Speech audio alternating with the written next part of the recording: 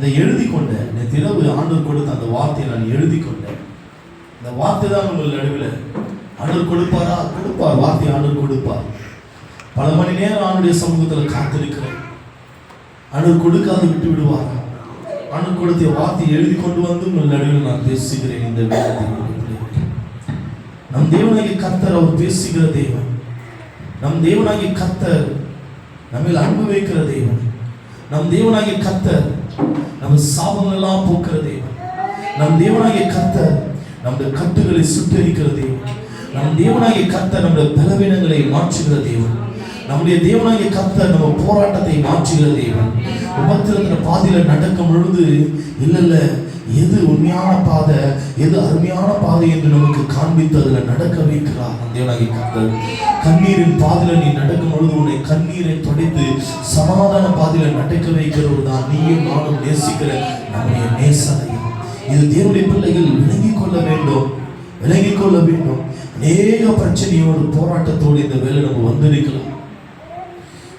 அநேக நாள் யோசித்த காரியங்கள் உண்டு. ஏன் ஆண்டவரே என்னுடைய வாழ்க்கையில் இப்படிப்பட்ட ஒரு போராட்டங்கள்? ஏன் ஆண்டவரே என்னுடைய வாழ்க்கையில் இப்படிப்பட்ட ஒரு பிரச்சனைகள்? யோசித்த நேரத்தில் ஜெபித்தோம். ஆண்டவர் சில தெய்வ மனுஷர்கள் எனக்கு முன்பாக காண்பிக்கிறார். வேதத்தில் எடுத்து பார்க்கிறேன், சில தேவ மனுஷர்களை காண்பிக்கிறார். அவர்களிடத்திலிருந்து அநேக விஷயங்களை நமக்கு கற்றுக் கொடுத்தார்.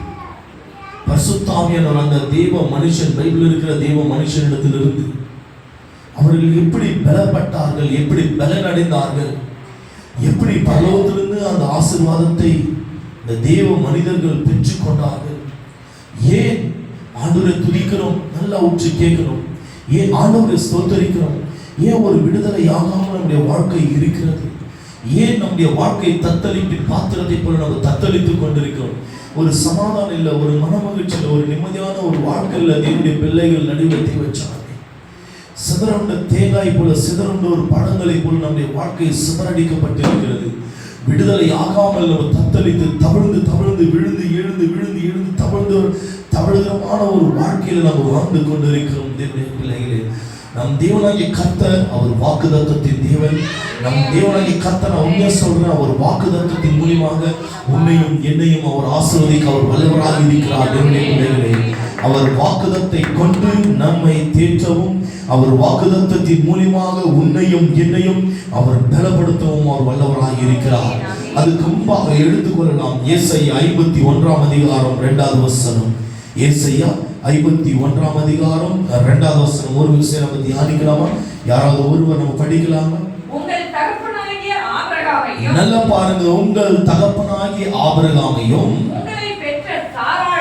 உங்கள் பெற்ற சாராளையும் நோக்கி பாருங்கள். அவன் ஒருவனாய் இருக்கையில் நான் அவனை அழைத்து அவனை ஆசீர்வதித்து அவனை பெருக பண்ணினேன். பாத்தீங்களா? அருமையான ஒரு வார்த்தையை தேவனாகிய கர்த்தர் இந்த வேளை நம்மளுடைய நடுவில் அவர் பேச வல்லவராக இருக்கிறார்.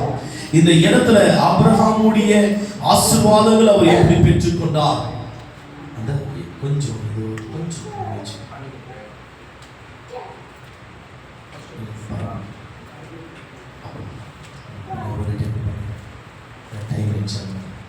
சரிங்களா? மறுபடியும் படிங்க, அந்த வசனத்தை படிங்க. உங்கள் தகப்பனாகிய ஆபிரகாமையும் உங்களை பெற்ற சாராளையும் நோக்கி பாருங்கள். எப்படியா? உங்கள் தகப்பனாகிய ஆபிரகாமையும் உங்களை பெற்ற சாராளையும் நோக்கி பாருங்கள், உற்று பாருங்கள். ஒரு நிமிஷம், உற்று பாருங்கள் என்று இந்த வேளை வசனம் திட்ட தெளிவாக போதிக்கிறது. தேவச்சனமே, இந்த வேளையில நம்ம ஜெபிக்கிறோம், நம்ம உபவாசம் தரிக்கிறோம், ஆனால் ஆசீர்வாதம் பெறாமல் ஏதோ ஒரு சாபத்து நிலைமைக்குள்ளவே நம்முடைய வாழ்க்கை சிக்கி தவிக்கிற ஒரு நிலைமைக்குள்ளவே நம்ம வாழ்ந்து வாழ்ந்து ஓடிக்கொண்டிருக்கிறோம். தேவச்சனமே, ஒரு விடுதலை ஆக முடியாத ஒரு நிலைமையில தவிக்கும் பொழுது ஆவியானவர் இந்த வேளையில உன் தகப்பனாகிய ஆபிரகாமையும் உன்னை பெற்ற சாராளையும் எப்படி உற்று பாருங்கள், நோக்கி பாருங்கள், உற்று கவனித்து பாருங்கள் என்று இந்த வேளை ஆவியானவர் சொல்கிறார். அவர்களை நோக்கி பாருங்கள், அவர்களை நோக்கி பாருங்கள். அவர்கள் எப்படிப்பட்ட ஆசீர்வாதத்தை பெற்றுக் கொண்டார்கள், என்னுடைய சமூகத்தில் அவர்கள் எப்படி கீழ்ப்படிந்து அந்த ஆசீர்வாதத்தை பெற்றுக் கொண்டார்கள், அதை குறித்துதான் நோக்கி பார்த்து அவர்களை ஆண்டவர் எப்படி ஆசீர்வதித்தாரோ, அவர்கள் எப்படி கீழ்ப்படிந்தாரோ அதே வண்ணமாக அந்த ஆசீர்வாதங்களை நம்ம பெற்றுக்கொள்ள வேண்டும் என்றுதான் ஆவியானவர் இன்றைக்கு நம்மோடு பேச அவர் இறங்கி கொண்டிருக்கிறார். தேவச்சனமே, எப்படி தெரியுங்களா? நோக்கி பார்த்த உடனே அவன் இருக்கையில் நான் அவனை அழைத்து, யார் தெரியுமா? கர்த்தர் ஆபிரகாமை அழைத்து அவனை ஆசீர்வதித்து அவனை பெருக பண்ணினார். தேவச்சனமே, அழைத்தாராம், ஆசீர்வதித்தாராம், பெருக பண்ணினார். நோக்கி பார்க்க வேண்டும் தேவனுடைய பிள்ளைகள். அழைக்கிறார், ஆசீர்வதிக்கிறார், பெருக பண்ணுகிறார். ஏன் ஆண்டவர் நம்மை அழைத்திருக்கிறார்? ஆசீர்வாதம் எல்லாம் இல்லாமல் இருக்கிறோம். ஏன் நம்முடைய பெருக்கங்கள் பெருகவில்லை, நம்முடைய ஆசீர்வாதங்கள் பெருகவில்லை? தேவச்சனமே, அல்லேலூயா. உற்று நோக்கி பார்க்க வேண்டும். ஆண்டவர் சொல்லியிருக்கிறார், உற்று நோக்கி பாருங்க. இன்றைக்கு இந்த வார்த்தையை உற்று நோக்கி கவனித்து பாருங்க தேவச்சனமே. இந்த வார்த்தை உன்னை ஆசீர்வதிக்கிற ஒரு வார்த்தையாக இருக்க போகிறது. உன்னுடைய சாபக்கட்டுகளை முறியடிக்கிற ஒரு வார்த்தையாக விளங்க போகிறது. உன்னுடைய எல்லா பிரச்சனைகளையும் உன் எல்லா தந்திரங்களையும் முறியடிக்கிற ஒரு வார்த்தையாக மாறப்போகிறது. உன்னுடைய போராட்டத்தையும் உன்னுடைய உபத்திரத்தையும் உன் நாச மோச காரியங்களை கொண்டு வருகிற எல்லா சாத்தானுடைய கிரியைகளையும் சுட்டெரிக்கிற ஒரு வார்த்தையாக மாறப்போகிறது தேவச்சனமே. ஆனால் இந்த வார்த்தைக்கு தேவனுடைய பிள்ளைகள் கீழ்ப்படிய வேண்டும். இந்த வார்த்தைக்கு கீழ்ப்படிந்து அதன் பிரகாரம் நடக்கிறவர்களுக்கு மாத்திரம்தான் ஆசீர்வாதம் உண்டு. இல்லை என்றால் ஆசீர்வாதம் கிடைக்காது. ஆனால் அதற்கு முன்பாகவே ஆண்டவர் இன்றைக்கு உங்களை பார்த்து ஒரு வாக்குத்தத்த வார்த்தைகள் மூலமாக பேச வேண்டும் என்று அதிகாலையிலே எனக்கு கொடுத்து விட்டார். எடுத்துக்கொள்ள செப்பனியா 3ஆம் அதிகாரம் 15வது வசனம். செப்பனியா 3ஆம் அதிகாரம் 15வது வசனம். இன்றைக்கு வந்திருக்கிறவருடைய பிள்ளைகளுக்கு ஒரு வாக்குத்தத்தமாக ராஜாதிராஜர் கர்த்தாதி கர்த்தர் தேவாதி தேவன் இன்றைக்கு நமக்கு கொடுத்திருக்கிறார். தேவனுடைய பிள்ளைகளே, அல்லேலூயா. இந்த வாக்குத்தத்தத்தை தேவனுடைய பிள்ளைகள் பெற்றுக்கொள்ள வேண்டும். செப்பனியா 3:15. கர்த்தர் எப்படியா உன் ஆக்கினைகளை அவர் அகற்றி உன்னுடைய சத்துருக்களை விலக்கினார். இஸ்ரவேலின் ராஜாவாகிய கர்த்தர் நம்முடைய நடுவிலே இருக்கிறார். இனி தீங்கு காணாதிருப்பாய். தேவச்சனமே, அதுக்கு மேல 14வது வசனம் என்ன சொல்கிறது பாருங்க. சீயோன் குமாரத்தியே கம்பீரித்து பாடு, இஸ்ரவேலர்களே ஆர்ப்பரியுங்கள், எருசலேம் குமாரத்திகளே உன்னுடைய முழு இருதயத்தோடும் மகிழ்ந்து களிக்கூறு. ஏன் தெரியுமா கர்த்தர் சொல்கிறார்? உன்னுடைய முழு இருதயத்தோடு நீ மகிழ்ந்து களிக்கூறு. எப்படியா? சீயோன் குமாரத்திகளே கம்பீரித்து பாடுங்கள். என்னவென்று? கர்த்தர் வெற்றி சிறந்திருக்கிறார். கர்த்தர் என்னுடைய வாழ்க்கையில் ஒரு வெற்றியை கொடுத்திருக்கிறார்.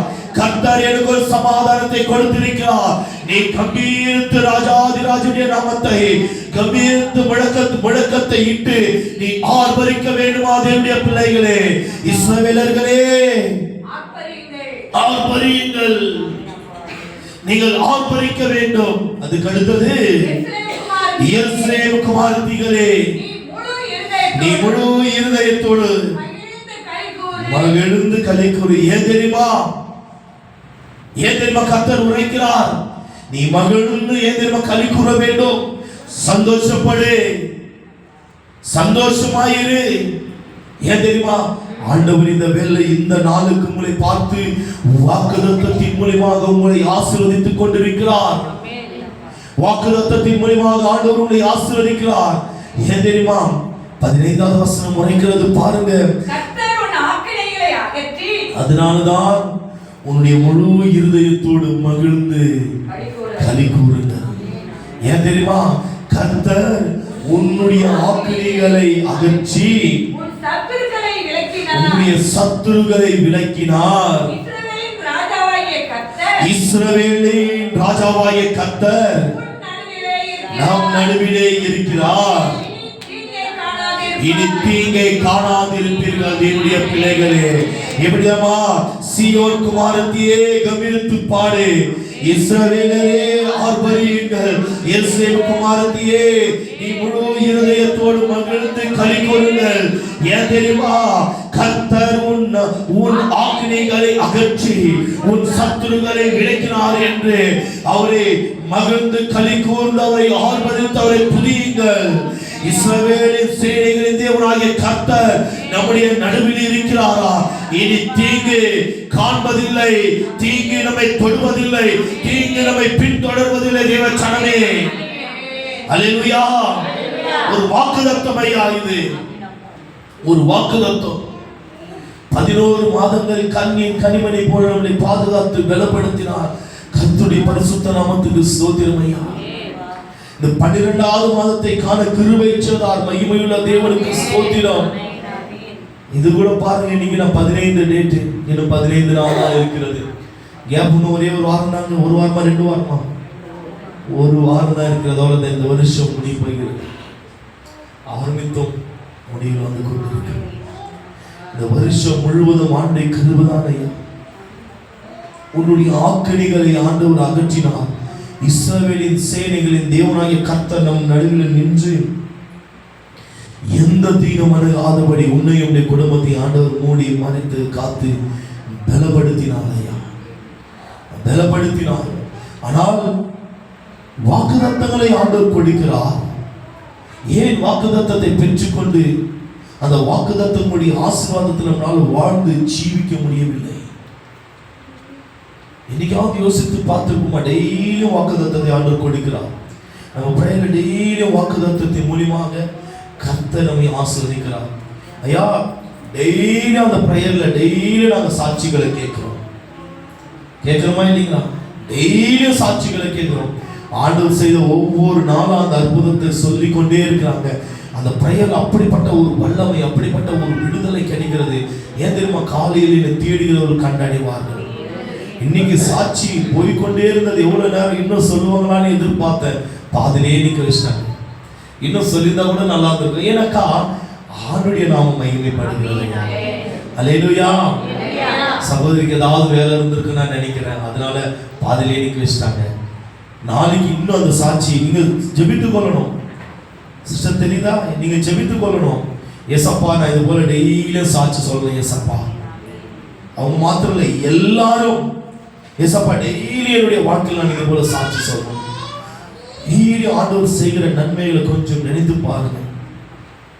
நம்மளை மேம்பருந்து நீங்க செய்கிற ஆசீர்வாதங்கள், நீங்க கொடுக்கிற ஆசீர்வாதம் எப்படிப்பட்டது என்றாயா நம்மளே நம்ம மறந்து விடுவோம் தேவச்சாமி. ஆனால் ஆண்டவரை துதிக்கிற அவருடைய பிள்ளைகள், ஆண்டவரை செபிக்கிற அவருடைய பிள்ளைகள் நிரந்தரமாக அந்த ஆசீர்வாதத்தை பெற முடியவில்லை. சாபத்து மேல சாபம் பாருங்க, பிரச்சனை மேல பிரச்சனை, போராட்டத்தின் மேல போராட்டம். ஆண்டவர் கொடுத்தால் அது கொடுத்ததுனால அந்த ஆசீர்வாதத்தை மறுபடியும் ஆண்டவர் எடுக்க மாட்டார். ஆண்டவர் கொடுத்து விட்டு பிடுங்குகிற தேவன் அல்ல நம் தேவனாகிய கர்த்தர்.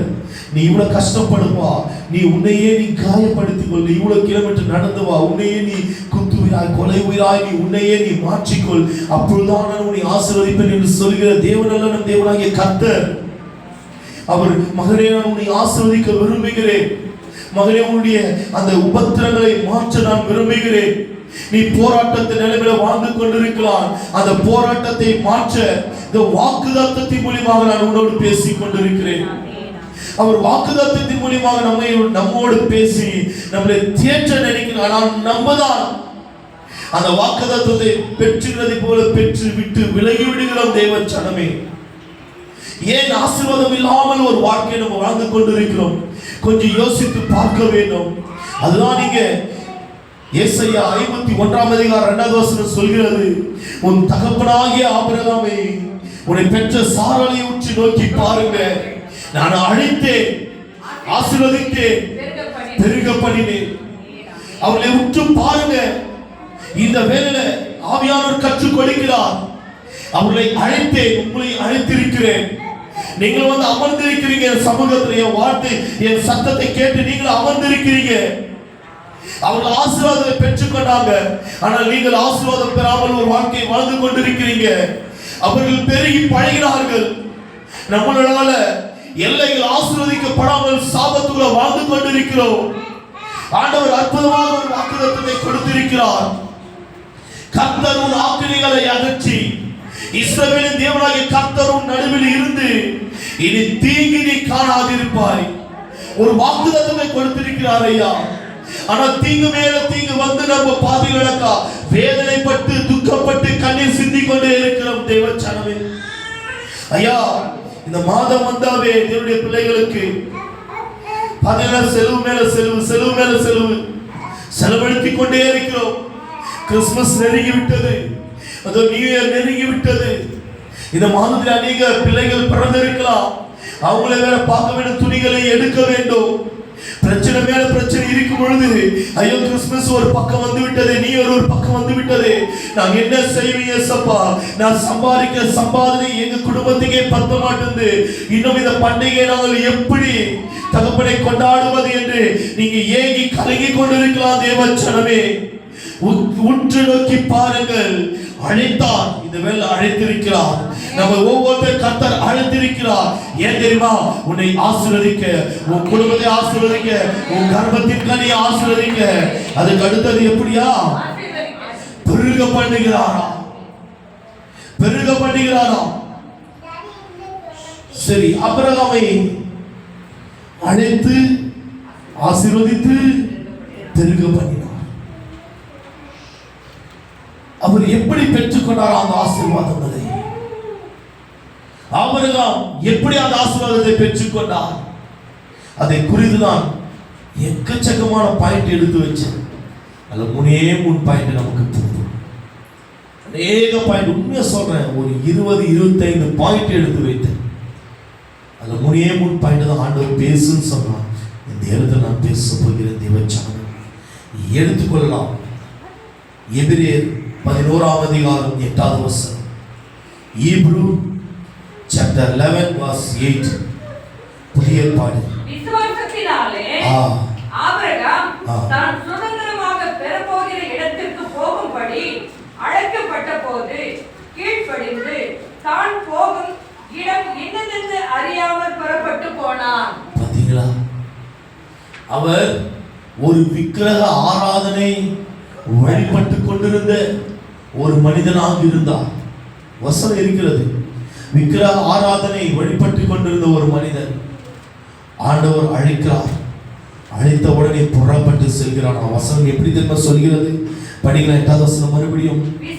விசுவாசத்தினாலே ஆபிரகாம் தாம் சுதந்திரமாக பெறப்போகிற இடத்திற்கு போகும்படி அழைக்கப்பட்ட போது கீழ்ப்படிந்து பாத்தீங்களா? முதலாவது தேவனுடைய பிள்ளைகளுக்கு என்ன இருக்க வேண்டுமா? விசுவாசமும் கீழ்ப்படிதல். நல்லா எல்லாரும் விலகிக் கொள்ள வேண்டும்.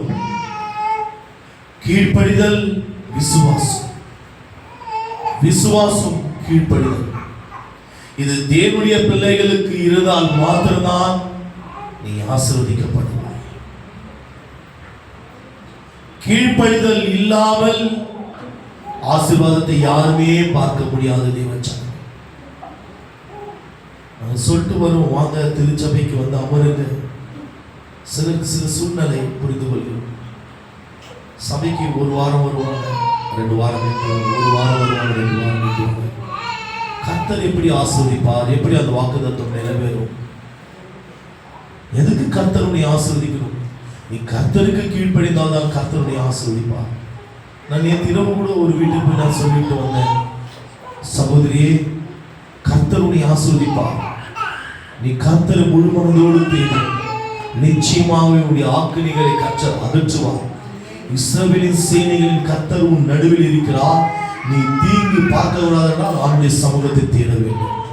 முதலாவது தேவனுடைய பிள்ளைகளுக்கு கீழ்ப்படிதல் இருக்க வேண்டும் ஐயா. கீழ்ப்படிதல் இருந்தால் மாத்திரம்தான் கர்த்தர் உன்னை ஆசீர்வதிப்பார். கீழ்ப்படிதலே இல்லை, கர்த்தர் எப்படி உன்னை ஆசீர்வதிப்பார்? கீழ்ப்படிதலே இல்லை, எதுக்காக கர்த்தர் உன்னை ஆசீர்வதிக்க வேண்டும்? கொஞ்சம் யோசித்து பாருங்க. டேஷ் டேஷ் டேஷ் போட்டு பாருங்க. எந்தெந்த இடத்துல ஆண்டவருக்கு கீழ்ப்படியல, ஐயா என்ன விட்டுருங்க, என்ன விட்டுருங்க. கர்த்தருக்கு கீழ்ப்படிந்தால் போதும். நீங்க என்ன ஒரு பொருளாகவே எண்ணாதீங்க. நான் உண்மையா சொல்றேன், என்ன ஒரு பொருளாகவே நீங்க எண்ணாதீங்க. கர்த்தருக்கு கீழ்ப்படிங்க. கர்த்தருக்கு யார் யார் கீழ்ப்படுகிறார்களோ, அதாவது கீழ்ப்படினா இன்னைக்கு சொல்லிவிட்டார் பிரதர், பாஸ்டர் சொல்லிட்டாரு, நாங்கள் கீழ்ப்படுகிறேன் பார்த்து வார்த்தை கரெக்டாக வரேன். இல்லை இல்லை இல்லை, விசுவாசத்தோடு ஆண்டுடைய சமூகத்தில் நீங்கள் கீழ்ப்படிய வேண்டும். எப்படி விசுவாசத்தோடு ஆண்டுடைய சமூகத்தில் கீழ்ப்படிய வேண்டும் என்றால் அந்த அதிகாரம் அந்த வசனமே உரைக்கிறது. படிக்கலாம் மறுபடியும் அந்த 8வது வசனத்தை. விசுவாசத்தினாலே ஆபிரகாம் தான் சுதந்திரமாக பெறப்போகிற இடத்திற்கு போகும்படி அழைக்கப்பட்ட போது, பாத்தீங்களா, தான் சுதந்திரமாக அந்த இடத்தை அந்த ஆசீர்வாதத்தை பெறுவதற்கு போகும்படி அழைக்கப்பட்ட போது ஆண்டவர் அழைக்கிறார், இவர் புறப்படுகிறார். கீழ்ப்படிந்து நான் போகும் இடம் இன்னதென்று அறியாமல், பாருங்களா, அவர் எந்த இடத்துக்கு போறார், அவருடைய இடம் எப்படி இருக்கும், அந்த இடத்துல உணவுகள் எப்படி இருக்கும், அந்த இடத்துல கூடாரம் எப்படி இருக்கும். இந்த இடத்துலனாலும் கல்தேரிய பட்டினத்துல ஊர் என்ற இடத்துல கல்தேரிய பாஷையில பாபிலோன் தேசத்துல அவருடைய குடியிருப்பு எப்படி இருந்தது பார்த்து பார்த்து கட்டினார்கள். அவருடைய சொந்த மந்தமெல்லாம் அந்த ஊர் தேசத்தில் இருந்தது. அவர் வசிக்கிற இடத்துல இருந்தாங்க. ஆண்டவர் அழைச்சால் ஒரு விக்கிரக ஆராதனை, இந்த சிலைகளெல்லாம் செய்து அதுக்கு பூஜைகள் புரஸ்காரம் செய்து படைப்பாரா, நீதான் கடவுளா நீதான் கடவுளா என்று. அதெல்லாம் இந்த பார்த்தீங்கன்னா மண்ணில் செய்கிறாங்க பாருங்க, ரோட்டு பக்கத்துல நீங்க பார்த்துருப்பீங்க, குதிரைங்க இந்த மாதிரி பொம்மைங்க சிலைகள், அந்த வழிபாடு செய்து கொண்டிருந்த ஒரு மனிதன். ஆண்டவரை அவனை அழைக்கிறார். அழைத்த உடனே ஆண்டோடைய சத்தத்துக்கு கீழ்ப்படிந்த சரி தகப்பனே, நம்முடைய சத்தத்துக்கு கீழ்ப்படுகிறேன். நான் கேட்கல, ஆண்டவரே எங்க நீங்க அழைக்கிறீங்க, எந்த இடத்துக்கு அழைக்கிறீங்க? விசுவாசம் கொண்டார் ஏசப்பா என்னை அழைத்திருக்கிறேன், நான் கீழ்ப்படுகிறேன். நான் விசுவாசத்தோடு வரேன் தகப்பனே, விசுவாசத்தோடு வந்து உங்களுடைய சமூகத்துல அப்பா நான் கீழ்ப்படிந்து வருகிறேன்ப்பா. நான் விசுவாசத்தோடு வந்து தகப்பனே உங்களுடைய சமூகத்தில் நான் கீழ்ப்படிந்து நீங்க எந்த இடத்துல என்னை கொண்டு போனாலும், எந்த இடத்துல என்னை அமர வைத்தால் நான் வருகிறேன். ஆண்டவரே இன்றைக்கு உங்களை அழைக்கிறேன், வர முடியுமா? காட்பாடி சபையில முதல்ல எவ்வளவு பேர் இருக்காங்க? 5-6 பேர் இருப்பாங்க, அவ்வளவுதான். ஆண்டவர் எனக்கு கொடுத்தார் ஐயா, அந்த உண்மை உள்ள ஊழியத்தை ஆண்டவர் எனக்கு கொடுத்தார். 5-6 பேர் தான் இருக்கிறாங்க, அவ்வளவுதான். 5-6 பேர் தான் இருக்கிறாங்க. ஆண்டவர் என்னை அழைத்தார். நான் விசுவாசத்தோடு கீழ்ப்படுகிற நானுடைய சமூகத்துக்கு முன்பாக விசுவாசிக்கிறேன். எதுக்கு தெரியுமா நான் விசுவாசிக்கிறேன்? இந்த 500 பேர், ஆனா இந்த சபையோட அந்த சபையை ஆண்டவர் ஆசீர்வதிப்பேன் என்று எனக்கு அநேக முறை வாக்குத்தத்தங்களை கொடுத்திருக்கிறார். நம் தேவனாகிய கர்த்தர் அநேக முறை வாக்குத்தத்தங்களை கொடுத்திருக்கிறார். நான் விசுவாசிக்கிறேன். ஆண்டவர் இன்னைக்கு 500 பேர் இருக்கிறாங்க. என்னுடைய ஜெபம், நான் ஜெபிக்கிற என்னுடைய ஜெபம், என்னுடைய முழங்கால்கள், நான் சிந்துகிற கண்ணீர் ஒரு நாளைக்கு அந்த காட்பாடி பகுதி முழுவதும் நான் அறுவடை செய்வேன். இன்னைக்கு 5-6 பேர் இருக்கலாம், அவ்வளவுதான். விசுவாசித்த ஆண்டவர் என்னை அழைத்தார், என்னை அழைத்தார் ஆண்டவர். நான் கீழ்ப்படுகிறேன், கீழ்ப்படிந்து நான் ஓடுகிறேன். தேவனுடைய பிள்ளைகள் ஆண்டவரிடத்தில் கற்றுக்கொள்ள வேண்டிய முதல் பாடம் என்ன தெரியுமா? கீழ்ப்படிதல் இருக்க வேண்டும் தேவனிடத்துல. நான் ஏன் அவ்வளவு செலவு பண்ணி நான் அவ்வளவு தூரம் ஓடுறேன், அவ்வளவு தூரம் நான் புறப்பட்டு போனோம். என்னோட பிரயாணம் அவ்வளவு ஈஸியெல்லாம் இல்லை. நீங்க சாமானியமா நினைச்சுக்காதீங்க. நல்லா தூங்கிட்டு நல்லா உலகத்துல போறான்னு சொல்லிட்டு நின்று வரையா. போன முறை நான் வரும்பொழுது நின்று வந்தேன். நான் பஸ்ல நான் யார்கிட்டயும் சொல்லியிருப்பேன் நினைக்கிறேன், யார்கிட்ட தெரியல, உங்ககிட்ட சொன்ன நினைக்கிறேன். எல்லாத்தையும் 5-4 மணி நேரம் நான் நின்று வந்திருக்கிறேன். ஒரு முறுமுறுப்பு இல்லை, ஆண்டுடைய சமூகத்துல கீழ்ப்படிந்தேன். இப்போது என்ன சின்னதுல நல்லா புரிஞ்சு வருங்க, சின்னதுல அதிகாரியாய் ஆண்டவர் என்னை வைத்திருக்கிறார். கொஞ்சத்துல ஆண்டவர் என்னை அதிகாரியாய் வைத்திருக்கிறார், கொஞ்சம் ஆத்மா கொடுத்திருக்கிறார். இதுல நான் உண்மையா கீழ்ப்படுகிறேனா, இதுல உண்மையாய் நான் நடந்து கொள்கிறேனா, உண்மையாய் நான் அப்பாவுடைய சமூகத்துல காத்திருக்கிறேனா, உண்மையாய் அந்த ஆத்மாவுக்காக நான் ஜெபிக்கிறேன் அப்பா பாக்குறாரு. பெரிதத்தில் என்னை அதிகாரியாக கர்த்தர் வைப்பாரு. பெரிதானவைகள் ஆண்டவர் எனக்கு கொடுப்பாராம். சின்ன சின்ன வேலையை கொடுத்து பார்ப்பாரு, கரெக்டா பண்றியா, நான் கரெக்டா பண்றேன். அதுக்கு அடுத்துதான் நம்மளுக்கு உயர்வுகளை கிடைக்குமே தவிர எடுத்த உடனே 500 ஆத்துமாக்கள் என்பது சாத்தியமல்ல, சாத்தியமல்ல. இது விளங்க வேண்டும். தேவனுடைய பிள்ளைகள் விளங்க வேண்டும். இன்னைக்கு நான் உங்களுக்கு சொல்லி அனுப்புறேன். நம்ம சபையில நிறைய பேரை நான் ஆர்டினேஷன் செய்து நான் அனுப்புறேன். போங்க, வாரம் வாரம் நீங்க காப்படி சபைக்கு போங்க. போக முடியுமா? வாரம் வாரம் போக முடியுமா? ஒரு வாரம் நான் நின்று இருந்தேன். ஏன் தெரியுமா? காசு இல்லாத கை ஜெபிச்ச ஆண்டவரே 1200 ரூபாய் 1300 ரூபாய் நான் போயிட்டு வர்றதுக்கு இந்த காசு இல்லையா ஆண்டவரே, நான் என்ன செய்வேன்? நீங்க கொடுத்தீங்கன்னாக்கா நான் போறேன் ஆண்டவரே. உண்மையா சொன்ன ஆண்டவரே நான் ஆசீர்வதித்தார். வாரம் வாரம் வாரம் தேவச்சானமே 1000 ரூபாய் எப்படியாவது ஆண்டவர் சந்தித்து விடுவார். அழைத்தவர் உண்மை உள்ளவர், அழைத்தவர் உண்மை உள்ளவர். எந்த முறுமுறுப்பில்லாத கொடுத்த ஊழியத்தை சின்ன ஊழியமோ பெரிய ஊழியமோ சரியாக கீழ்ப்படிந்து ஆண்டுடைய சமூகத்தில் செய்து கொண்டிருக்கிற தேவன். கர்த்தர் பெரியவரையா நம்முடைய நடுவில், கர்த்தர் பெரியவராக இருக்கிறார். தேவனுடைய பிள்ளைகள் நீங்கள் ஆசீர்வதிக்கப்பட வேண்டும் என்றால் கீழ்ப்படிதல் இருக்க வேண்டும். தேவனுடைய பிள்ளைகளுக்கு கீழ்ப்படிதல் இல்லை என்றால் ஆசீர்வாதத்தை பார்க்க முடியாது. எத்தனை பேர் உண்மையாய் கீழ்ப்படுறீங்க?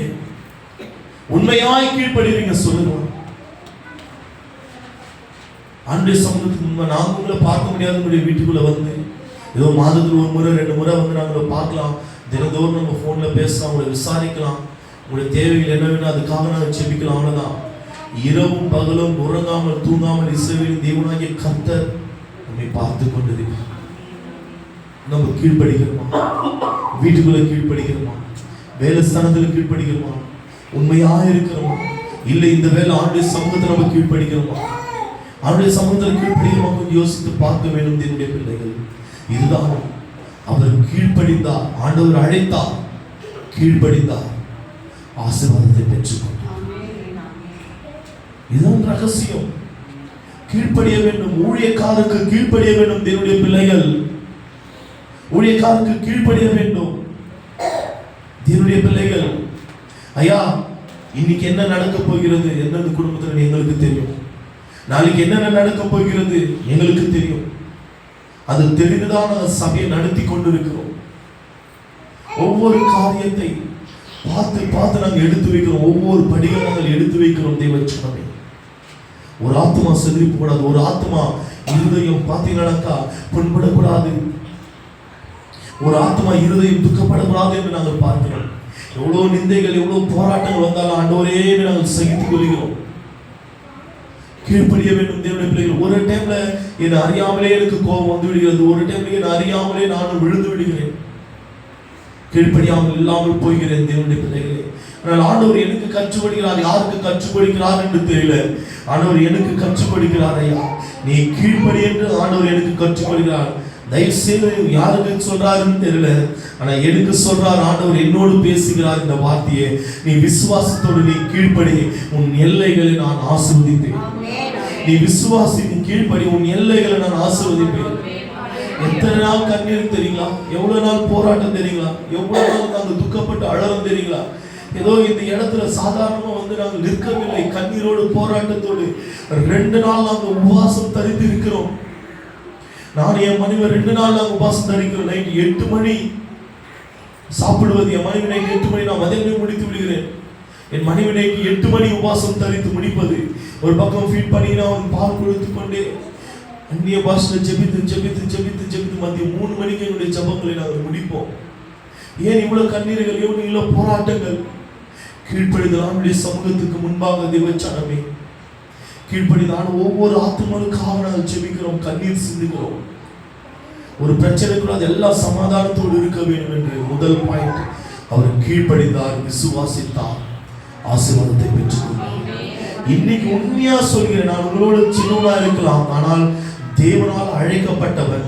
என் வார்த்தைக்கு நீங்க கீழ்ப்படிங்க ஐயா, என் வார்த்தைக்கு நீங்க கீழ்ப்படிங்க, அது உங்களுக்கு ஆசீர்வாதமாக மாறும்.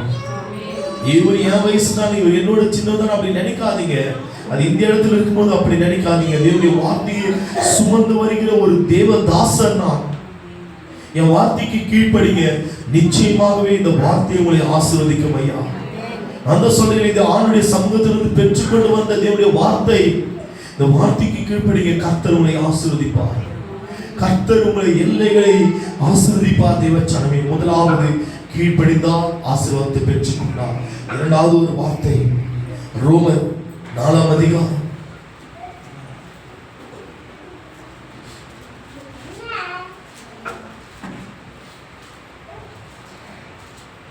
18வது வசனத்திலிருந்து 23வது வசனம் வரைக்கும். உன் சந்ததி இவ்வளவாய் இருக்கும் என்று சொல்லப்பட்டபடியே நான் அநேக ஜாதிகளுக்கு தகப்பன் ஆவதை நம்புகிறதுக்கு ஏதுமில்லாது இருந்தும் அதை நம்பிக்கையோட விசுவாசித்தான். அவன் விசுவாசத்திலே பலவீனமாய் இருக்கவில்லை.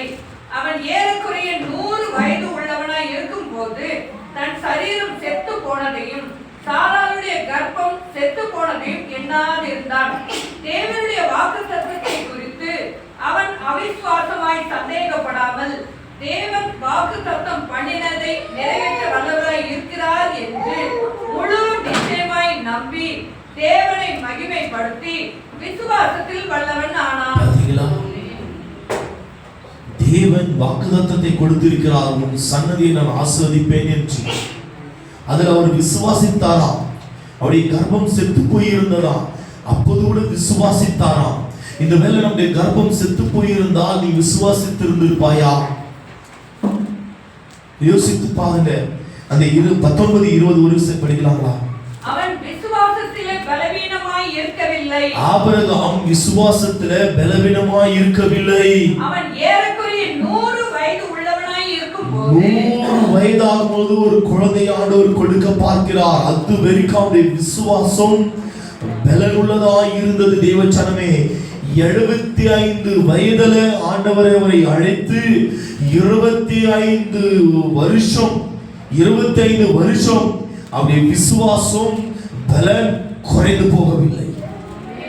இந்த வேளையில ஒரு நாள் இன்னைக்கு ஜெபித்தோம், நாளைக்கு பிரச்சனை, ஏன் ஏசப்பா என்னை கைவிட்டீங்க, ஏன் ஏசப்பா எனக்கு இந்த துன்பத்தை கொடுத்துட்டீங்க, ஏன் ஏசப்பா நான் உங்களை நம்பினேன், ஏன் எனக்கு இப்படி பண்ணிட்டீங்க என்று பழிகளை தூக்கி அவர் மேலே போடுவது. ஏனென்றால் உனக்கு விசுவாசம் இல்லை, உனக்கு தேவன் மேல பலன் இல்லை, முழு நம்பிக்கை இல்லை. அதனால்தான் புலம்புகிறோம், அதனால்தான் தேவனிடத்தில் குற்றத்தை சாட்டுகிறோம். விளங்குதுங்களா உங்களுக்கு இந்த வார்த்தை? விளங்குதுங்களா? மறுபடியும் படிக்கலாம். 19 ஸ்டார்டிங்ல இருந்து. அவன் விசுவாசத்திலே பலவீனமாய் இருக்கவில்லை. 75 வயது ஆண்டு சொன்னார், நான் உன்னை ஆசீர்வதிப்பேன், நான் உன்னை வானத்து நட்சத்திரங்களை போல ஆசீர்வதிப்பேன் என்று சொன்னார். அந்த விசுவாசத்திலே பலவீனம் அடையவில்லை ஆபிரகாம். அப்புறம் அவன் ஏறக்குறைய 100 வயது உள்ளவனாய் இருக்கும்போது 25 வயது 100 வயது உள்ளவனாய் இருக்கும் பொழுது தன் சரீரம் செத்து போனதையும், தன்னுடைய சரீரம், அதாவது அந்த எப்படி சொல்றது, அந்த குழந்தை என்ற சரீரம் செத்து போனதையும், சாராளுடைய கர்ப்பம் செத்து போனதையும், சாராளுடைய கர்ப்பம் செத்து போயிருக்கிறது ஐயா. இவனுடைய சரீரமும் செத்து போயிருக்கிறது, சாராளுடைய கர்ப்பமும் செத்து போயிருக்கிறது.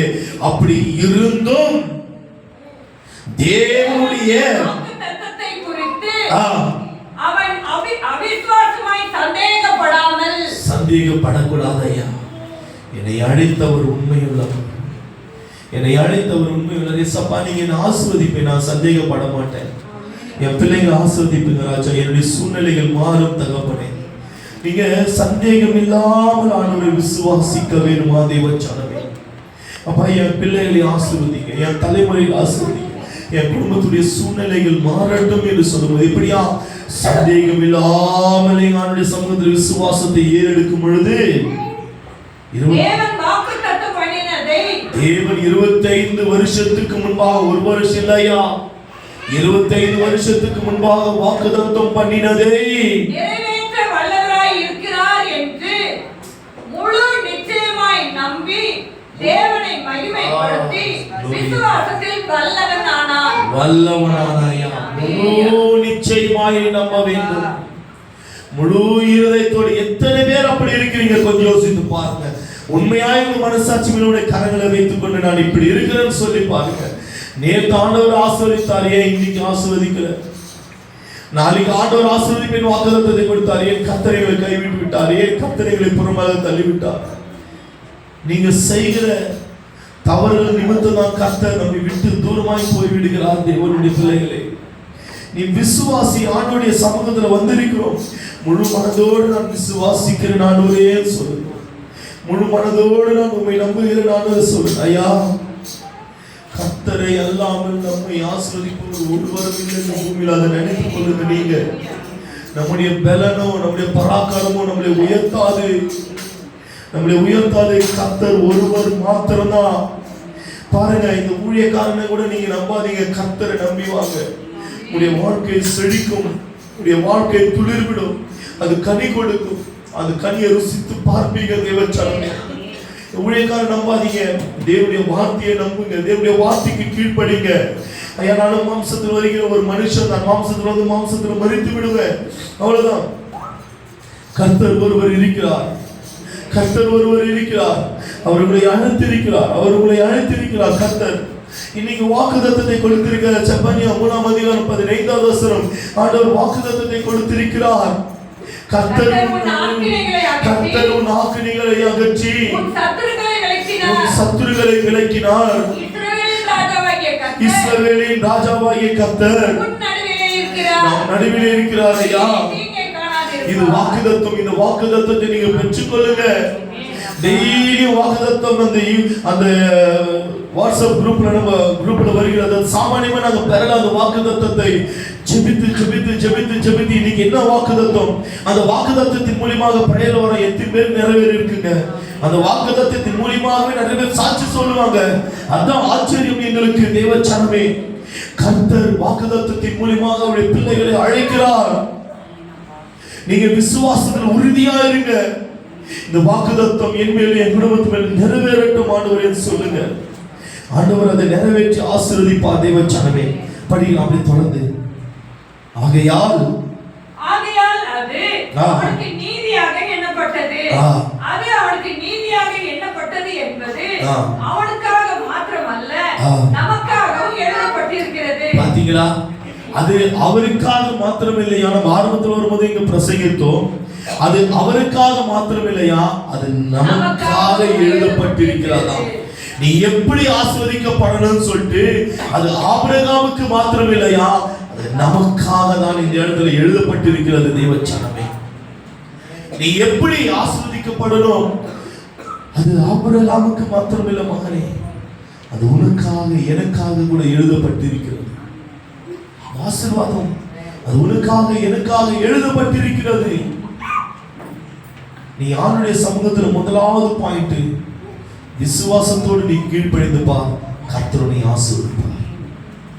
இரண்டாவது பாயிண்ட் என்ன தெரியுங்களா? டாபிக் இரண்டாவது பாயிண்ட் 17வது வசனத்துல இருந்து படிக்கலாம்.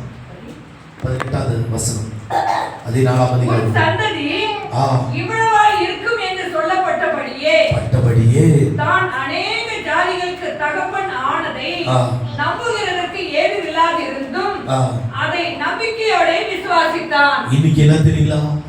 நம்பிக்கையோடனே விசுவாசிங்க தேவச்சனமே. அவ்வளவுதானா? நீ நம்பிக்கையோடனே விசுவாசிக்க வேண்டும். முதல் பாயிண்ட் என்ன தெரியுங்களா? விசுவாசத்துடனே நீங்கள் கீழ்ப்படிய வேண்டுமா? இந்த இடத்துல நம்பிக்கையுடனே நீங்கள் விசுவாசிக்க வேண்டும். நான் நம்புறேன் ஏசப்பா. ஐயா, மனிதர்களை பாதிலே விட்டு விலகலாம், இதை நினைத்துக் கொள்ளுங்க. ஏசப்பா ஒருவர் தான் உங்களுக்கு துணை. ஏசப்பா ஒருபோதும் உங்களை கைவிட்டு விலக மாட்டார். ஏசப்பா ஒருவர் தான் உங்களுக்கு கேடகம் உயர்ந்த அடைகளும் கண்மலையும் கோட்டையுமாய் இருக்கிறார். இன்னைக்கு நல்லா பேசுவாங்க, நாளைக்கு பேசாம போயிடுவாங்க. இன்னைக்கு முன்னாடி நல்லா இருப்பாங்க, நாளைக்கு இல்லாமல் போய்விடுவாங்க. அது யார வேண்டாலும் இருக்கட்டும். வாழ்விலும் தாழ்விலும் துக்கத்திலும் இன்பத்திலும் சந்தோஷத்திலும் சமாதானத்திலும் மரணம் ஒன்று மாத்திரமல்ல பிரித்தால் ஒழியே நான் உன்னை விட்டு விலக மாட்டேன் என்று அந்த திருமண நாட்கள் உடன்படிக்கை செய்வார்கள். அப்படிப்பட்டவர்களும் விலகி விட்டு விடுவார்கள் ஐயா. ஆனால் நம்மை நேசிக்கிறவர் நேசு ஒருவர் மாத்திரம்தான் நம்மளை விட்டு விலக மாட்டார். நான் அடிக்கடி சொன்னேன், அப்பாவுடைய அன்பு குறுகி போகல, அப்பாவுடைய அன்பு குறுகி போகல, அப்பாவுடைய நேசம் குறைந்து போகல. உனக்காக இன்னும் நான் பெருகி கொண்டிருக்கிறது அவருடைய கிருபை. நம்ம குடும்பத்துக்காக அவருடைய கிருபை பெருகி கொண்டிருக்கிறது ஐயா. நீ கண்ணீர் சிந்துகிற வேலை, நீ துக்கப்படுகிற வேலை, அவருடைய கிருபை, அவருடைய கிருபை, அவருடைய கிருபை. மகளே நான் உன்னை தேற்றுவேன், மகளே நான் உன்னை தேற்றுவேன், மகளே நான் உன்னை ஆறுதல் படுத்துவேன். நீ குறுகி நீ அவமானப்பட்டு துக்கப்பட்ட ஒரு நிலையில் இருக்கலாம். உனக்காக நான் இருக்கிறேன், உனக்காக நான் இருக்கிறேன், உனக்காக நான் இருக்கிறேன், உனக்காக நான் இருக்கிறேன், உனக்காக நான் இருக்கிறேன் ஐயா. அவர் சொன்னது மாத்திரமில்லாமல் உன்னை நடத்துவார், உன்னை தாங்குவார், உன்னை தப்புவிப்பார், உன்னை உயர்த்துவார், உன்னை ஆசீர்வதிப்பார். எல்லா தீங்குக்கு விலைகளை பாதுகாத்துக் கொள்வார் ஐயா.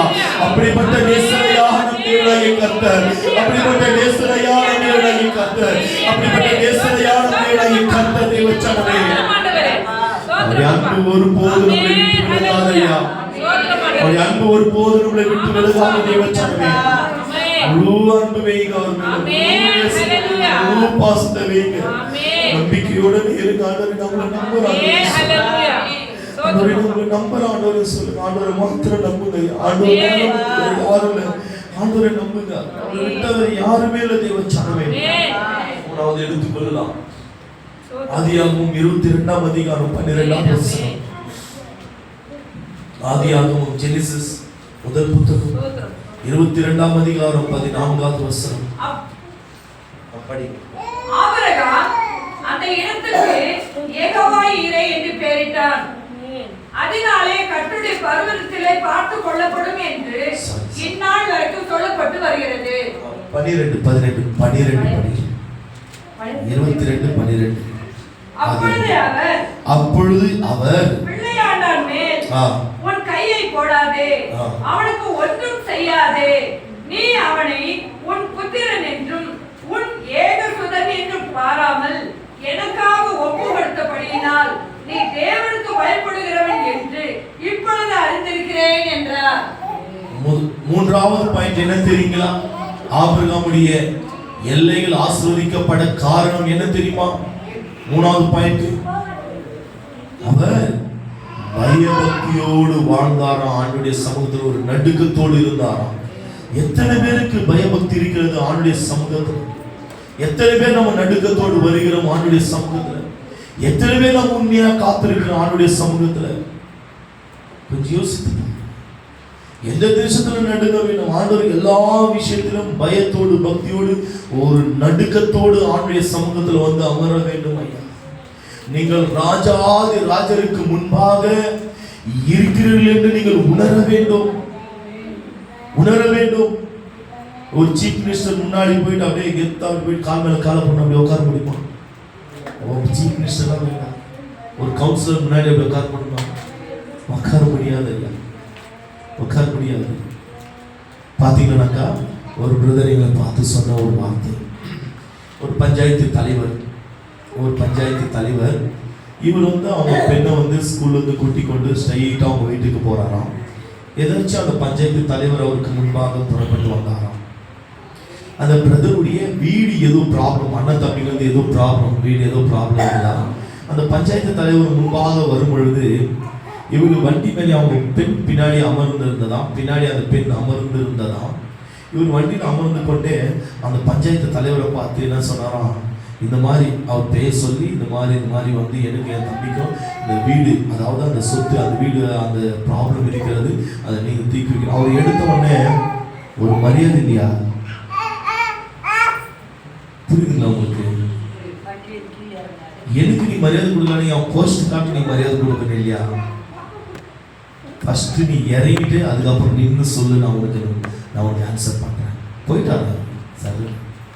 அவர் நடந்து வந்தார். இவர் வண்டியில் போய் கொண்டு இருந்தார். அப்புறமா இறங்கி தான் பிள்ளை இறக்கி வைத்து இவர் இறங்கி ஸ்டாண்ட் போட்டு விடுவிடுன்னு ஓடி அவர் போய் சாரி ஏதோ சொன்னாரா, சாரிங்கன்னு சொல்லிட்டு பேர் சொன்னாரா இல்லை என்னன்னு தெரியல. இது ரொம்ப நாளைக்கு முன்னாடி அந்த பிரதர் என்னோட ஷேர் பண்ண ஒரு விஷயம். ஓ சாரின்னு சொல்லிட்டு அதுக்கப்புறம் இப்போ சொல்லி நான் கேட்குறேன், நான் பஞ்சாயத்து தலைவர் அந்த போஸ்டிங்காக நீ மரியாதை கொடுக்கணும். உண்மை இல்லை, அது உண்மைதாங்க. அது வாகன மேலே கெத்த உட்காந்து அவருக்கு நின்றுக்கிட்டு நீ கெத்த உட்காந்து இப்படி இருக்குது அப்படி இருக்குதுன்னு சொன்னால் யார் கேட்பாங்க? கேட்க மாட்டாங்க. அவர் பாட்டுக்கு அவர் கடந்து போயிட்டார். ஆனால் கொஞ்சம் யோசித்து பாருங்க, நம்ம ஆண்டிய சமூகத்தில் வந்தாலும் ஒரு பயபக்தி இல்லாலும் ஏன்னா தானமோ ஏதோ ஒரு காரியங்களை நம்ம செய்து கொண்டிருந்தாலும் அப்பா நம்மளை விட்டு போவார், நம்மளை விட்டு போக மாட்டார். அதுதான் கர்த்தர். அதான் நம்ம எவ்வளவுதான் ஆண்டவரை துதிச்சாலும் துதிக்க காட்டியும் இந்த 7 நாள் இந்த 6 நாள் நம்ம உலக ரீதியில் ஆண்டவரை தேடாமல் நம்ம ஓடிக்கொண்டிருந்தாலும் இந்த ஓய்வு நாள் ஆண்டு சமூகத்துக்கு வந்திருக்கிறோம். மகளே, நீ என்னை துதித்தாலும் என் சமூகத்தை நீ தேடினாலும் என் சமூகத்தை நீ தேடாவிட்டாலும் நான் உன்னை ஆசீர்வதிப்பேன். மகளே, நான் உன்னை ஆசீர்வதிக்க தான் வந்திருக்கிறேன். நான் உன்னை விட்டு விலகி போக மாட்டேன். உன் சாபத்திலிருந்து நான் உன்னை விடுதலையாக்க தான் நான் விரும்புகிறேன். அதனால தான் கர்த்தர் நம்மை தேடி வந்திருக்கிறார். இந்த வேலை தேவதன் ஆண்டவர் முழு மனதிலிருந்து முழு இருதயத்திலிருந்து கர்த்தரை தேடணும். முதலாவது அதுக்கு அடுத்தது பாருங்க, ஒரு பயத்தோடு ஒரு பக்தியோடு ஒரு நடுக்கம் வரணும். இது அவனுடைய சமூகம் என்று ஒரு நடுக்கம் வர வேண்டும். என்னுடைய பிள்ளைகளுக்கு இந்த புல்பிட் மேல ஒரு பின்னு சவுடு கூட விழக்கூடாது. வேதம் சொல்கிறது இந்த புல்பிட் மேல ஒரு பின் சவுண்டு கூட விழக்கூடாது. இந்த பரிசுத்த ஸ்தலம் எப்படிப்பட்டது என்று வேதத்தை வாசித்து பாருங்க. லேவியராகம புத்தகத்தை நீ வாசித்து பாருங்க. இந்த மகா பரிசுத்த ஸ்தலம் எப்படிப்பட்டது என்று உங்களுக்கு தெரியும் தேவச்சனமே. அதனாலதான் நான் நடுக்கத்தோடு பயத்தோடு வந்து இந்த இடத்துல நின்று நான் பிரசங்கிக்கிறேன். எங்காவது ஆண்டவரே என்னை மறந்து ராஜா, என்னை அறியாமலே நான் எதனா சொல்லிவிடுவனும், என்னை அறியாமலே நான் பொய்கள் பேசிவிடுவனும், என்னை அறியாமலே நான் ஏதாவது அப்பா அந்த பரவசம் அடைந்து ஏதாவது நான் வளரி விடுவனும் நான் பயப்படுவேன். இது மகா பரிசுத்த ஸ்தலம். இது மாத்திரமில்லை, நீங்க அமர்கிற நீங்க நிற்கிற இந்த ஆலயம் முழுவதும் தேவன் உலாவுகிற ஒரு இடமையா, தேவன் உலாவுகிற ஒரு இடம். இந்த இடத்தை ஐயா நீ அசட்ட பண்ணால் கர்த்தர், நான் நிச்சயமா சொல்கிறேன், கர்த்தர் அவரும் உன்னை பார்த்து அசட்ட பண்ணுவார். நீ தாமதித்தால் கர்த்தர் உன் வாழ்க்கையில் வருகிற ஆசீர்வாதத்தை தாமதமாக தான் கொடுப்பார். விலகிக் கொள்ள வேண்டும். அவர் கிருபை உள்ள தேவன் தான், அவர் இரக்கமுள்ள தேவன் தான். ஆனால் ஆண்டுடைய சமூகத்தில் வரும்பொழுது ஒரு பயத்தோடு பக்தியோடு ஒரு நடுக்கத்தோடு நீ வரும்பொழுதுதான் கர்த்தர் உன்னையும் உன் பிள்ளைகளையும் ஆசீர்வதித்து பாதுகாப்பார். இந்த இடத்துல அது எந்த விதமான சம்பவத்தில் சொல்லப்படுகிற ஒரு வார்த்தை தெரியுமா? தன்னுடைய பிள்ளையை பலி கொடுக்க மோரியா சொல்லப்பட்ட குறிப்பிட்ட ஒரு மலை மேல கொண்டு போய் ஆண்டவர் வைக்கிறார். ஆபிரகாம் வைக்கிறார் தன் பிள்ளையாக ஈசாக்கை. வைத்த உடனே அந்த இடத்துல கத்தி எடுத்து ஓங்குகிறார். வேண்டாம், உன் புத்திரனும் ஏதோ சுமன் என்றும் பாராமல் நீ எனக்காக உன் ஒப்பு கொடுத்தபடியால் தேவனுக்கு பயப்படும். ஐயோ ஆண்டவர் என்னை அழைத்து விட்டாரே, என் பிள்ளைய பலிகளுக்கு கூப்பிட்டு விட்டாரே.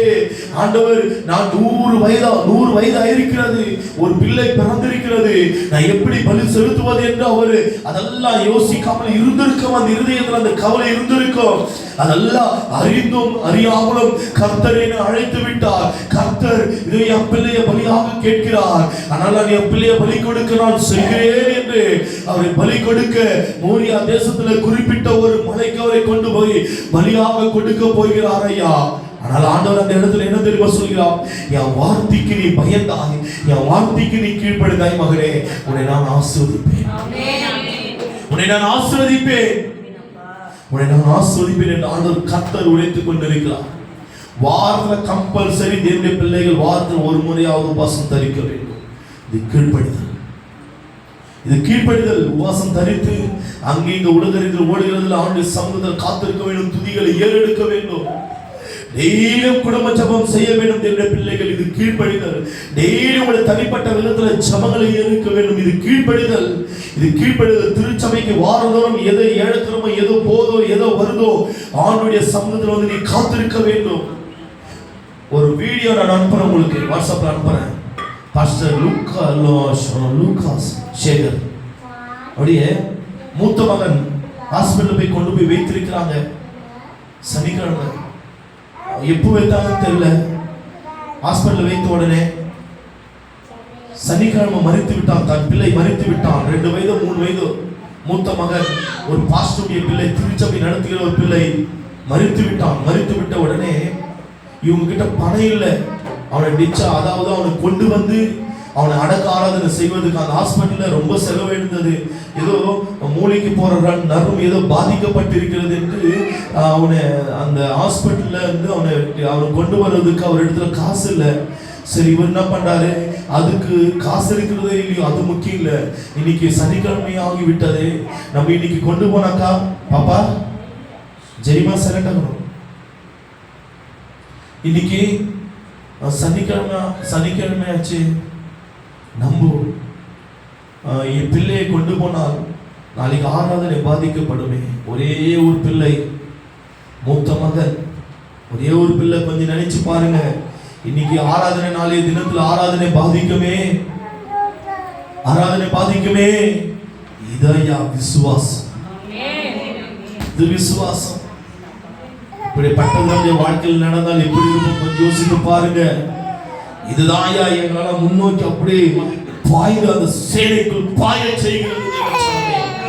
எவ்வளவுதான் வந்தாலும், எங்களுக்கு எவ்வளவுதான் போராட்டம் வந்தாலும் ஆண்டுடைய பிரசனத்தை விட்டு நாங்கள் பின்வாங்கிறதுல எனக்குள்ள இருக்கிற வைராகியம் எப்படி இருக்கிறது தெரியுமா?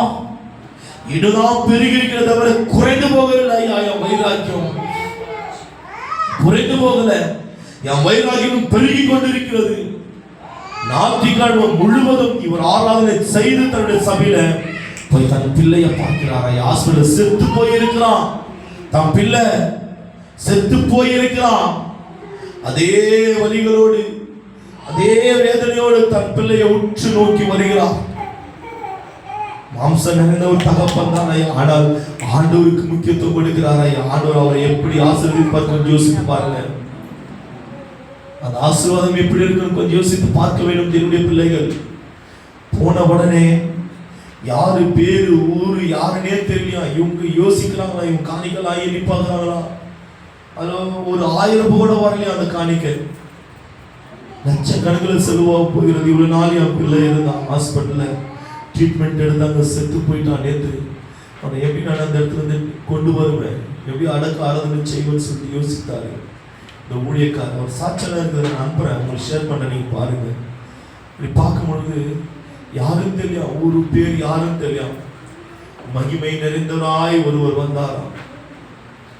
அந்த ஹாஸ்பிட்டல் வந்து இன்னாருடைய பிள்ளை இன்னாருன்னு சொல்லி அந்த பையனுக்கு எவ்வளோ காசு கட்ட வேணுமோ கட்டிவிட்டு சென்று விட்டாங்க. இவங்க வராங்களாம், அப்படியே நடுக்கத்தோடு வராங்களாம். நான் என்ன செய்வேன் ஐயா, நாங்கள் காசு நீங்கள் கூட்டி போகலாம், உங்களுக்கு காசு கட்டியாச்சு, யாரு தெரியாது. கேட்குறாங்க அந்த ஹாஸ்பிட்டல், யார் எங்களுக்காக பணம் கட்டினது தெரியாது. நீ ஆண்டவருக்காக வைராகியம் பாராட்டினால் உனக்காக என் சேனைகளின் தேவாலய கர்த்தர் வைராகியம் பாராட்டுவார் ஐயா. ஏதோ வந்து ஏனதாரமா வராது. எப்படி ஆண்டவரை ஆஸ்வதிப்பார், எப்படி ஆண்டவரை ஆஸ்வதிப்பார், எப்படி ஆண்டவரை ஆஸ்வதிப்பார். ஒரு பயம் இல்ல, ஒரு நடுக்கம் இல்ல. அவருடைய சமூகத்துல கர்த்தருடைய ஆஸ்வதிக்கணும். ஏன் ஆஸ்வதிக்கணும்? கர்த்தருடைய தேவச்சனமே யோசித்து பார். கர்த்தர் தான் தேவனுடைய தூதனை அனுப்பி வைத்து போய மகன் எனக்காக ஓய்வு நாளில் தன் பிள்ளை தன் குடும்பம் பெரிதென்று பாராமல் எனக்காக வைராகியத்தோடு நிற்கிறார். பரலோக வைராகியத்தோடு நின்றதையா,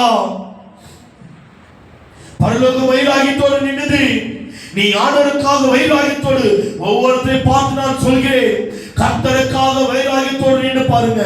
கர்த்தர் உனக்காக உன் குடும்பத்துக்காக வைராகியம் பாராட்டுவார், வைராகியம் பாராட்டுவார்.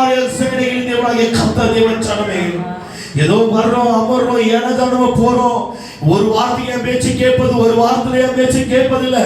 தேவ ஜனமே, ஆணுடைய சமூகத்தில் காத்திருக்கிற ஒரு ஊழியக்காரன், ஆணுடைய சத்தத்துக்கு கீழ்ப்படிங்க. அது ஒரு ஆசீர்வாதமாக விளங்கும், அது ஒரு ஆசீர்வாதமாக இருக்கும் உங்களுக்கு. இந்த வார்த்தை அநேக பேர் எழுந்துட்டாங்க.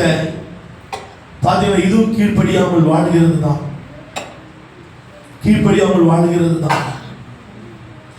யூடியூப்ல பார்க்கறதுக்கும் இந்த இடத்துல நிற்கிற பிரசனத்துக்கு அது வித்தியாசம், அது வித்தியாசம்.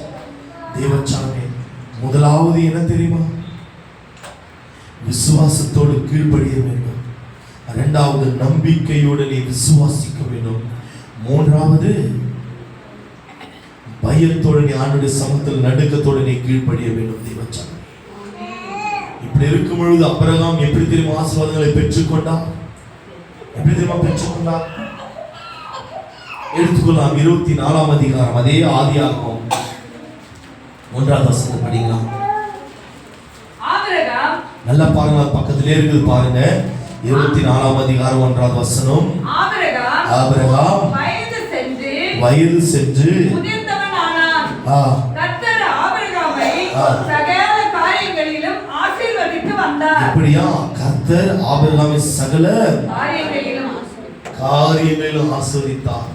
கையிட்டு செய்கிற நன்மைக்கு ஏதுவான எல்லா வேலைகளிலும் காரியங்களிலும் ஆபிரகாமை கர்த்தர் ஆசீர்வதித்தார். ஏன் நீ நான் கையிட்டு செய்கிற வேலைகள் ஆசீர்வதிக்கப்படவில்லை?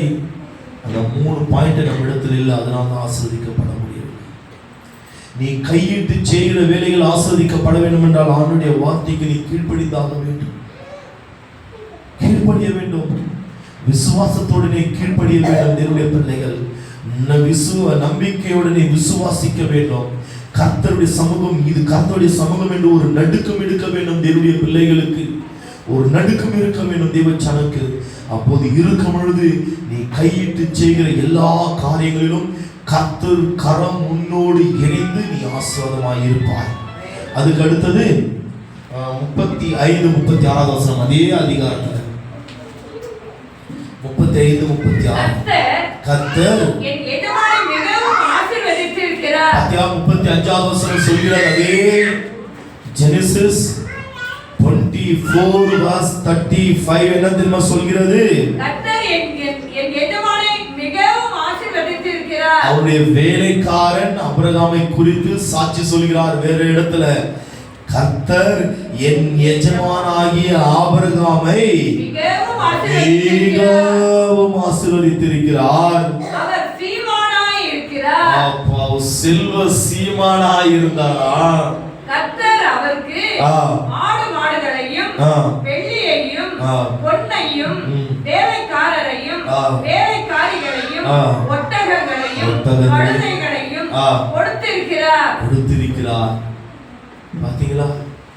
எல்லாமே இதுதான் அவரிடத்துல இல்லைன்னு சொல்ல முடியாது. எல்லாத்தையும் கொடுத்து அவரை எப்படியா வெள்ளி பொன்னு செல்வ சீமானாய கர்த்தர் ஆபிரகாமை ஆசீர்வதித்திருக்கிறார். 36 வசனம்.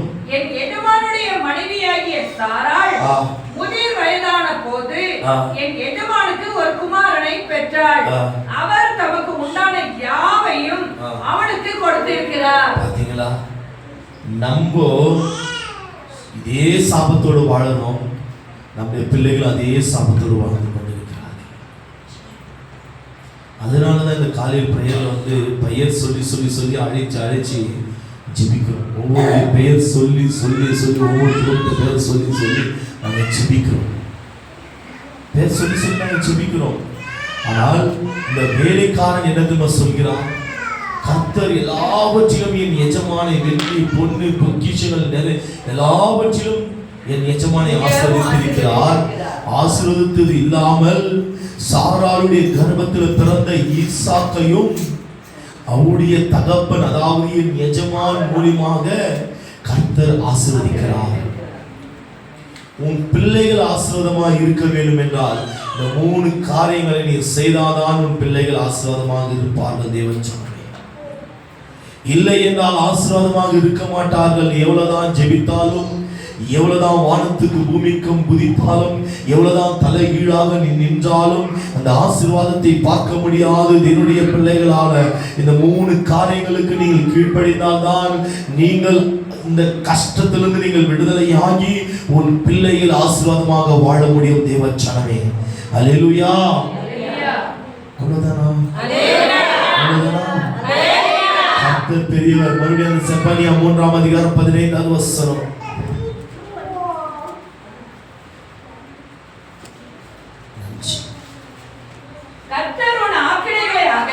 கர்த்தர் உன் ஆக்கினைகளை அகற்றி உன் சத்துருக்களை விலக்கினார். கர்த்தர் இன்னைக்கு வாக்குத்தத்தத்தை கொடுக்கிறார் அவருடைய பிள்ளைகளுக்கு. ஏனென்று கர்த்தர் உங்களுடைய ஆக்கினைகளை அவர் அகற்றி, ஆமென் சொல்லணும்.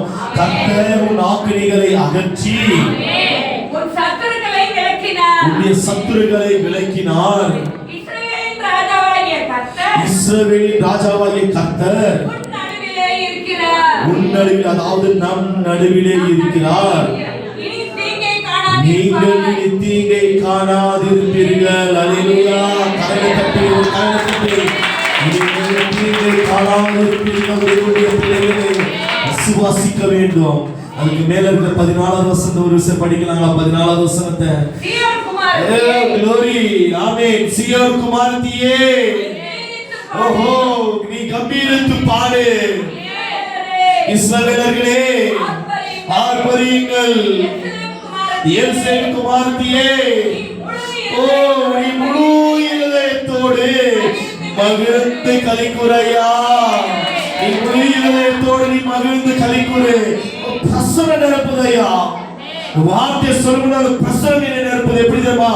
சீயோன் குமாரத்தியே, நீ கம்பீரித்து பாடு. அல்லேலூயா, ஹோசன்னா என்று நீ கம்பீரித்து பாடு. இஸ்ரவேலரே, லாஷிகா வருதுனியா, நீ ஆர்ப்பரி. எருசலேம் குமாரத்தியே, நீ முழு இதயத்தோடு மகிழ்ந்து களிக்கூறு. அல்லேலூயா, அல்லேலூயா. கர்த்தர் வாக்குத்தத்தத்தை கொடுத்தார். நான் கீழ்ப்படுகிறேன் ஆண்டவரே சொல்லுங்க. இந்த வார்த்தைக்கு நான் செவிய சாய்க்கிறேன் ஆண்டவரே சொல்லுங்க. இந்த 3 பாயிண்ட்களை நீ தாழ்த்துகிறேன் ஆண்டவரே சொல்லுங்க. தாழ்த்துகிறேன். அப்பொழுது இந்த ஆசீர்வாதம் உண்மையிலே உன் சந்ததி மேலே நிறைவேறும். தேவச்சனமே, எல்லாரும் ஒரு நிமிஷம் நம்ம எழுந்து நிற்கலாம்.